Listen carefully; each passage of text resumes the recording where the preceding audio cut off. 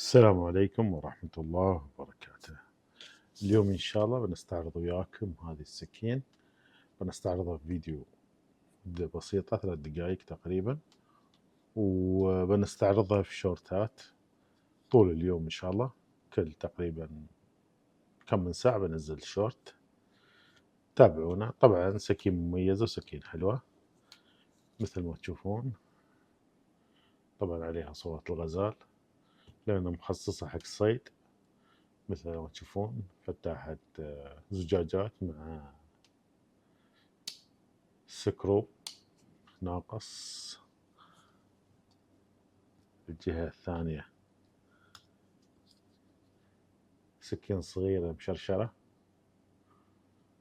فتح أي شيء يعني مشرشر يحتاج، أو فتح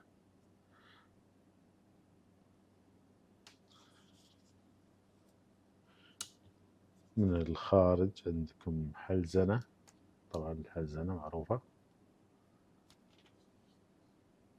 لأي شيء. وعندكم هني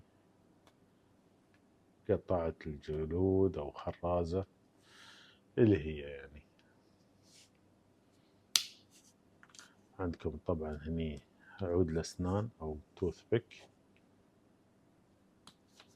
وهني طبعا الملقط أو الملقط أو شو تسمونه.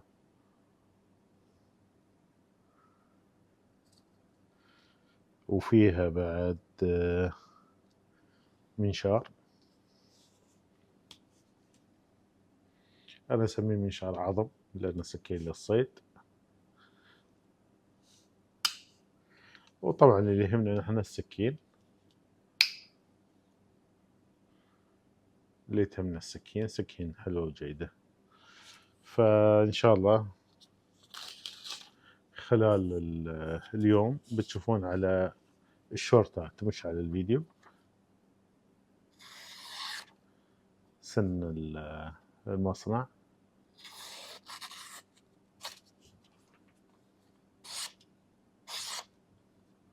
سكين جيدة جدا، حده ممتاز جدا. بتشوفون طبعا الفيديوهات، بنشوف وزنها وطولها راح اختبار الورق، بس بسوي له اختبار ورق بعد ان شاء الله. طبعا لوك مالها او اللانير لوك الداخلي. وهذه سكينة، ان شاء الله عجبتكم، والسلام عليكم ورحمة الله وبركاته.